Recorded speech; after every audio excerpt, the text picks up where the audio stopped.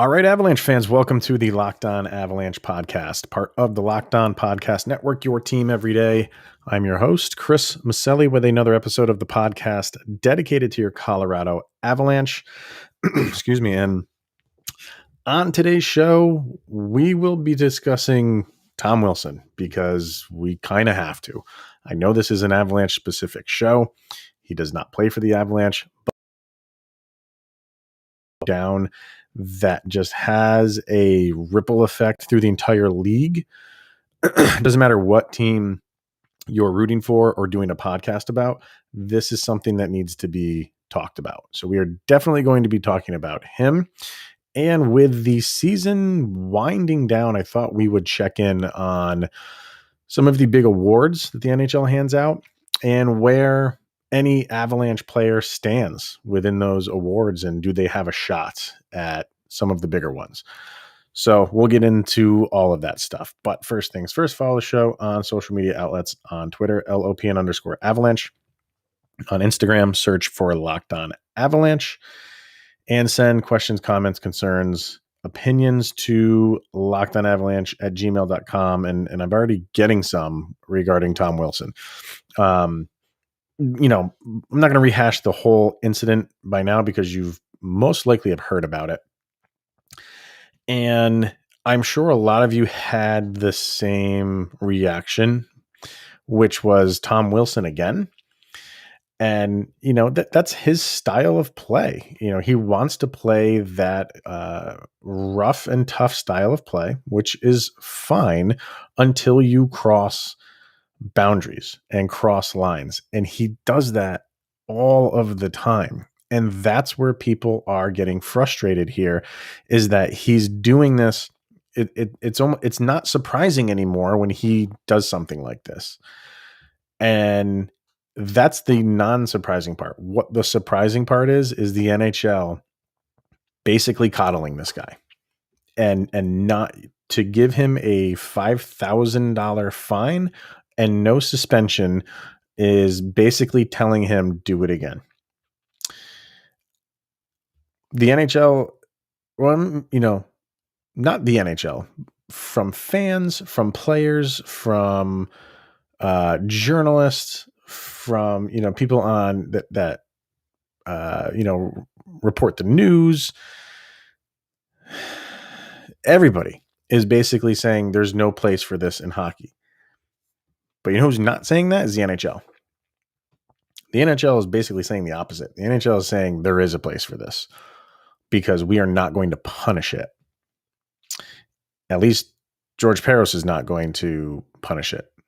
And he is the head of player safety, and he just made it open season for literally any hockey player out there. And anybody that likes to play a physical style of game, if they want to, if they have no morals, they can amp it up if they want to right now. And some of them are thinking that they can. Some of them, in their head say like, well, I shouldn't really force the issue too much because I might get in trouble for that. And now they're probably thinking, I'm going to go for it because I'll get a $5,000 fine, which is peanuts, and no suspension. Unless you're a player like Jacob McDonald from the Colorado Avalanche, who should be throwing his arms around in protest saying, how did I get a 2-game suspension for what I did with no history? And Tom Wilson can do this over and over again, and he gets slaps on the wrist. That makes sense. You can't make the argument to me, look at what other players are doing. And, you can't, that's a empty argument to me of what other players are doing, because this is the guy that's doing it. This is the guy that's doing it more than the other players. Sure, let's go look at what other players are doing. Let's go look at what Jacob McDonald's doing. Yeah, he had a hit to a guy's head, which you are not allowed to do. And if you want to suspend him for 2 games, so be it. Where's the consistency in how you're bringing down punishments? There is none. So if you were going to give Connor McDavid, when the Connor McDavid elbow happened and then the Jacob McDonald thing happened, and I was thinking there's no way they're going to suspend Jacob McDonald. A day or two after the Connor McDavid elbow, which resulted in nothing, a $5,000 fine. So go look at what McDonald's doing, and he gets suspended. There's zero consistency in what the NHL is doing, and this hurts the sport so much. When you are in hockey, in my opinion, is the greatest sport out there. But from a wide perspective, they still have a long way to go to get more viewers. And some of it, that's why maybe they went over to the ESPN to get into the ESPN machine. But when you get talked about in bigger circles, when stuff like this happens, people are going, and that's the only time people notice that don't really pay attention to hockey. And they say, like, see what goes on in hockey? Why would I want to watch that sport? Not really taking into account, this could be the one and only thing all year long that piques their interest. But it doesn't matter. It's that one thing. And to them, it's all the time, even though it's only happened once or twice a year.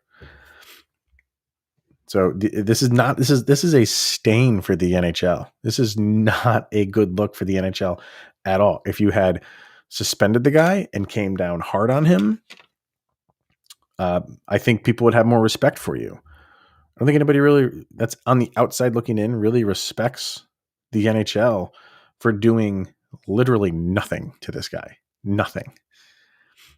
And he knows it. And that's why he stands in the penalty box with his jersey off, making stupid Hulk faces, because he knows nothing's going to happen to him. Wouldn't you be cocky too?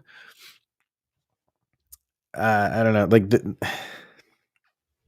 I don't like the argument when people says, well, look at what this guy does. Look at what that guy does. I just don't like that, because the only guy that we're talking about is Tom Wilson. I care what Tom Wilson does, because he's a dangerous man. He's a very, very dangerous man. There is a way to fight on a hockey rink, and he doesn't do it that way. There is a respect in fighting, which sounds like an oxymoron, but there is a respect factor when it comes to fighting in hockey, and he does not have it. He does not have the ability to care about another person's well-being. That is a dangerous person. That is a person that should not be playing the sport. Shouldn't be. He could have almost killed a person with what he did to Artemi Panarin. And that's not being dramatic at all. But what I loved out of this was the New York Rangers statement. They did not hold back. I'm not going to read it in full. If you haven't seen it, which it's everywhere right now, definitely go take the minute or two to read it. Usually when a team comes out with a statement about something they don't like, they can be forceful while beating around the bush at the same time and not directly using a player's name. They use Wilson's name multiple times in this statement. And not only that, they threw George Peros in there and said he is not fit to do the job. And that gets 2 thumbs up from me for the New York Rangers. That was a bold statement. And the game they play Wednesday night. And I'm not hearing that is going to happen. It wouldn't be out of the realm of possibility that Washington doesn't even put Wilson out there. And how ironic would that be that they don't put him out there because they fear for his safety? I hope and pray they say that, if for whatever reason they don't play him. If they do play him, this is going to be a scary event, because hockey doesn't go the soft route when stuff like this happens. If Wilson's on the ice, something is going down 100%. It is. And it might not even be once.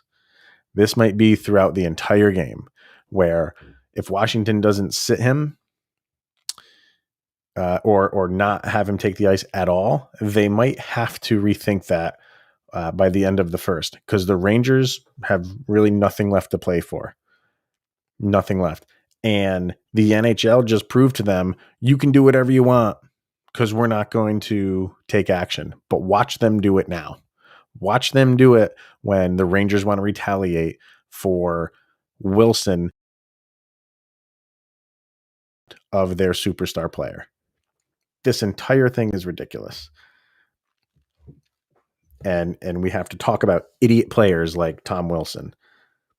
But that's where we are. And we are going to continue talking about him until he gets some treatment, maybe some mental health treatment. I don't know, because he's not all there. He is not all there. And no, I would never, ever want him on the Colorado Avalanche, ever. And I see people saying that too, about, every GM in the league would want him. That has nothing to do with this guy's attitude and how this guy plays. Maybe it has something to do with the way he can play and what he's capable of, but he's also capable of horrible things, which he's proven. I would never, ever want him on the Avalanche. And if by any means he does end up in a Colorado sweater, if he hasn't changed his tune by then, and he's the same old Tom Wilson, I don't want to go down that road. I mean, I'm always going to be an Avalanche fan, but I can root for my team and not root for a player. And that would absolutely happen for me. So we will see this Ranger game. And this is not over. This could be a scary thing. It could continue to be scary. And we'll see where it goes from here. But people are not happy, and rightly so. So let me know what you guys think. Like I said, get a hold of me, lockedonavalanche@gmail.com. All right. We are going to talk about Locker Room. This episode is brought to you by the Locker Room app, and it is the first social audio platform made for sports fans. The app is free to download, and once you are in, you can talk with me, other fans. Sometimes athletes are on there doing rooms, insiders in real time about your favorite sport team. I will be hosting 2 Locker Room chats this week. I'm doing one on the national show with Adam and I. That one is going to be Wednesday night at 8:30 Eastern. And then Thursday night is the one for this Avalanche show. That's at 9:30. If there's not a game, I don't think there's a game on Thursday. No, there's not a game on Thursday. So that will be at 9:30 for the Avalanche one. So Locker Room is the perfect place to start or join conversations about the league. You'll find fans just like you on Locker Room for watch parties, debates, post-game breakdowns, and of course, reacting to the big news and rumors. And like I said, you can download the free Locker Room app right now. It is on iOS devices, and it is now out for Android in beta.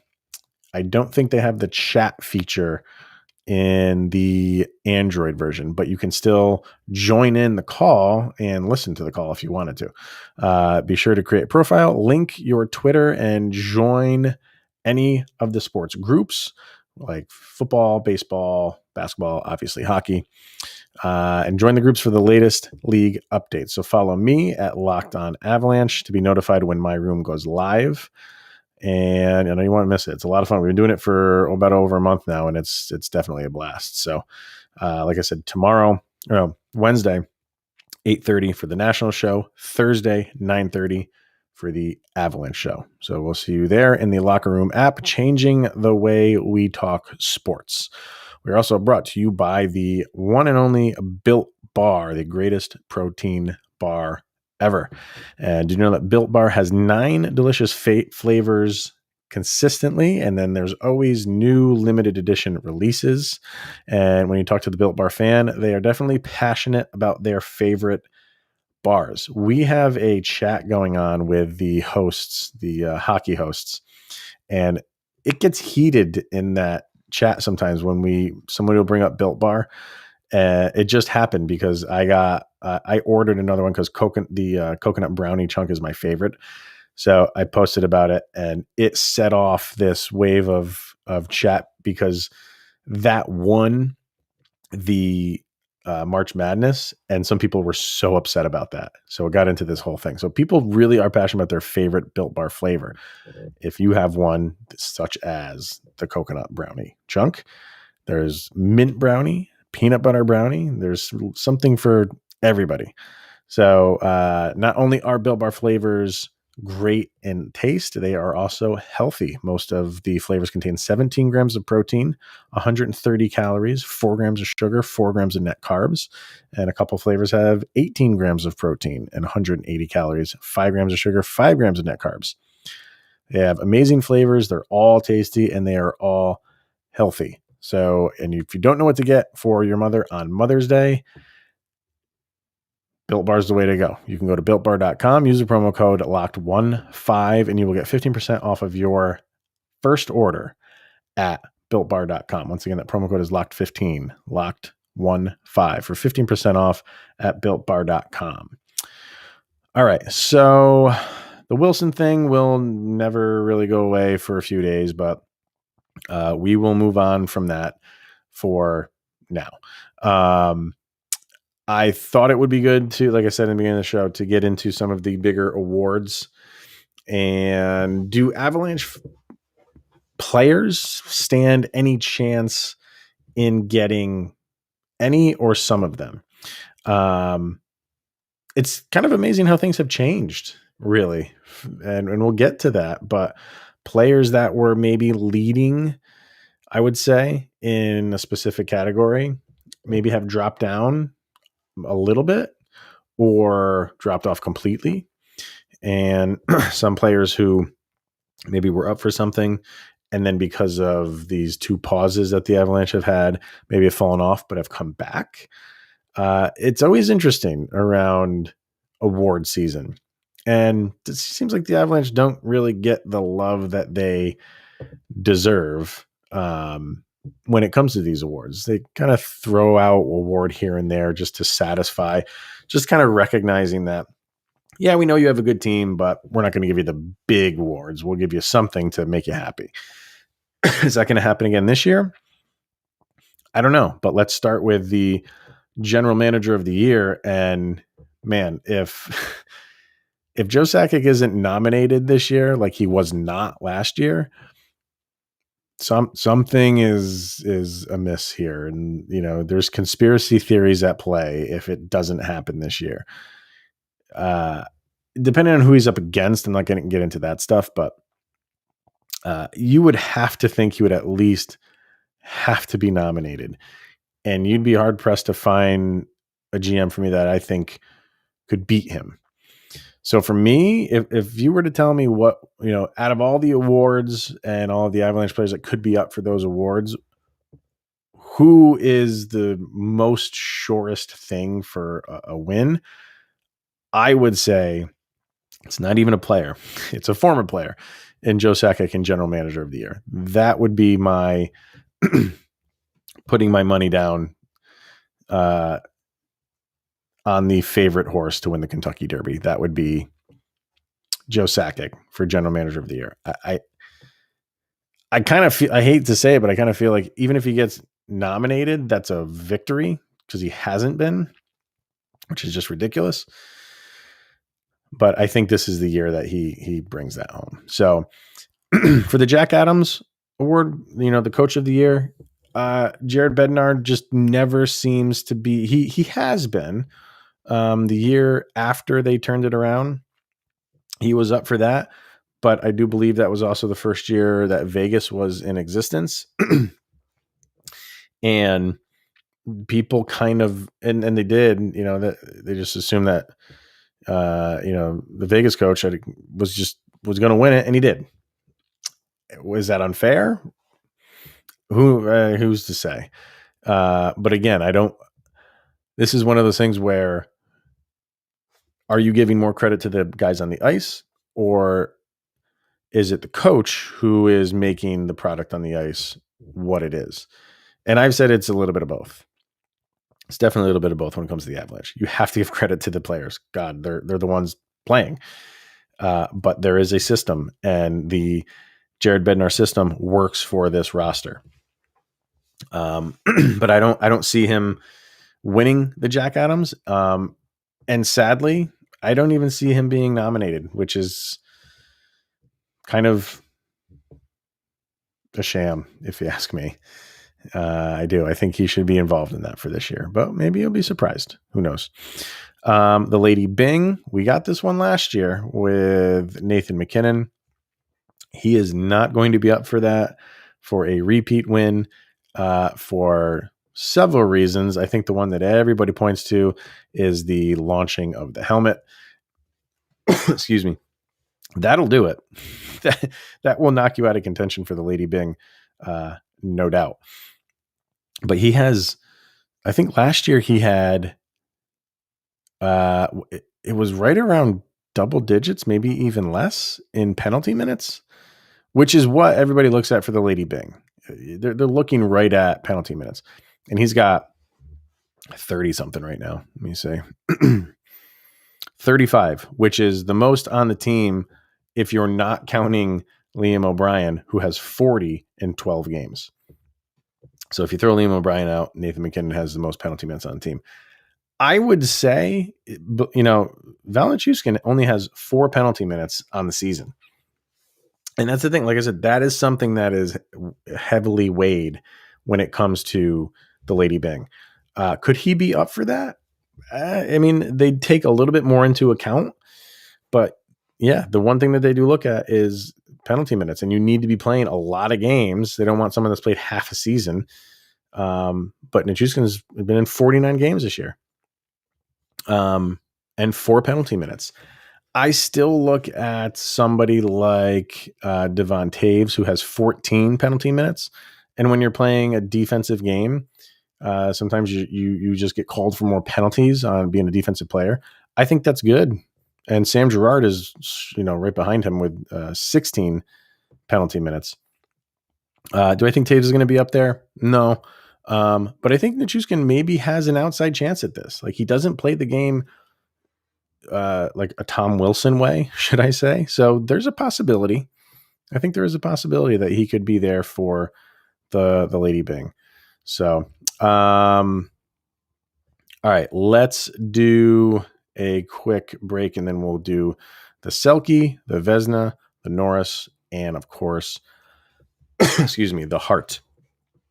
But first, we are going to hear from Wealthfront. And investing can be complicated, but whether you are a beginner or you've had investing success and you've been in it for a while, for years, Wealthfront still makes it easy. They have the right tools for every portfolio.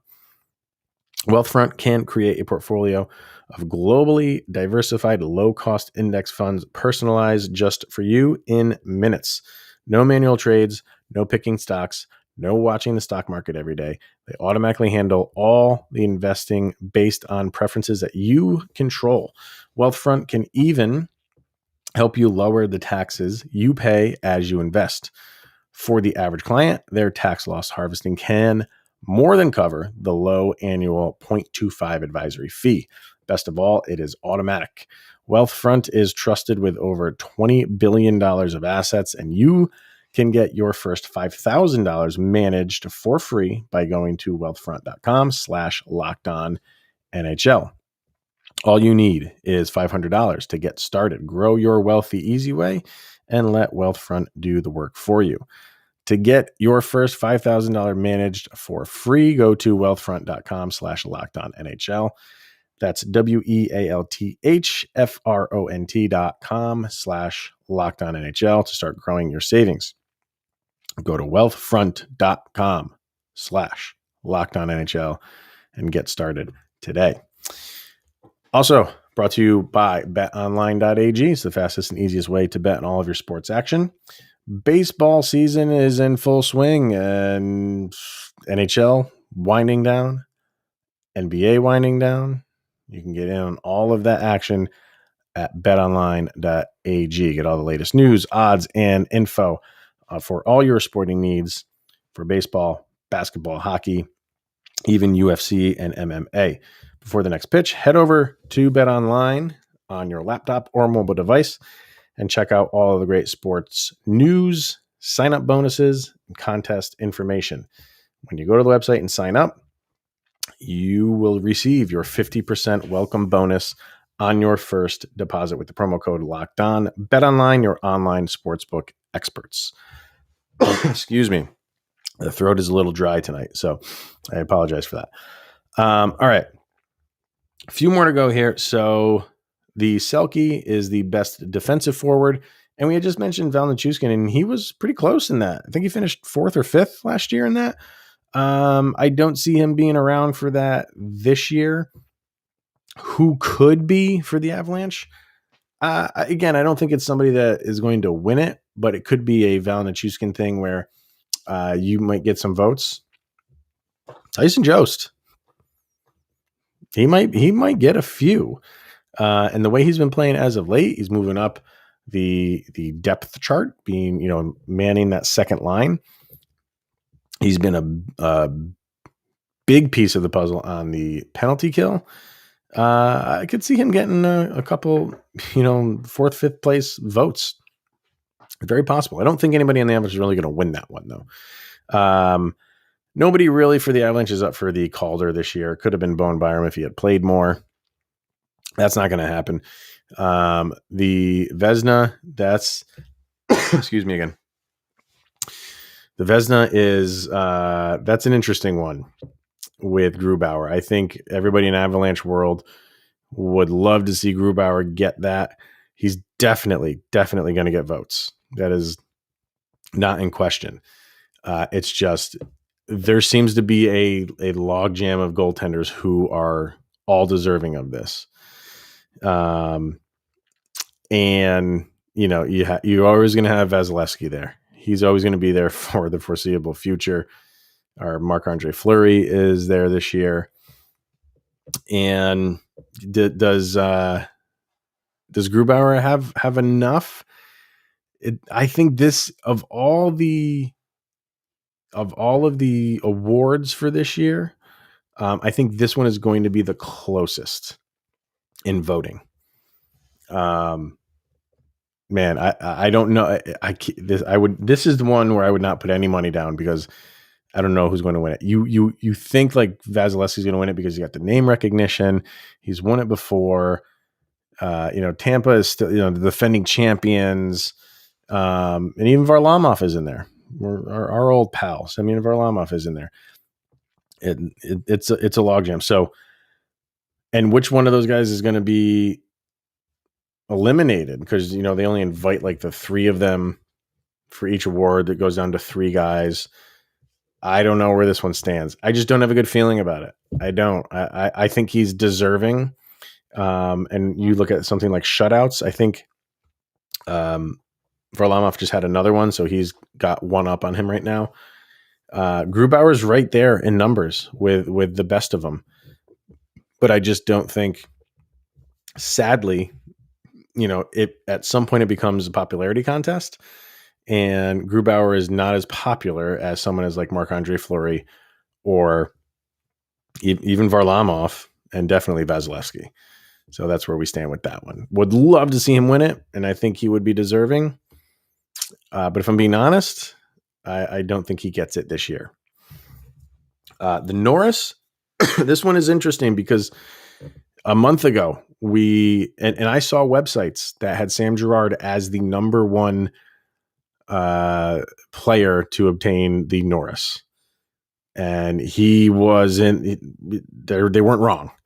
A lot of people were saying that.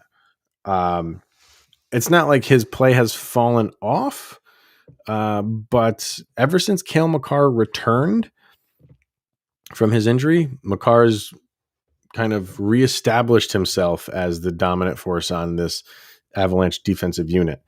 Not only dominant defensive force on this team, but in the league.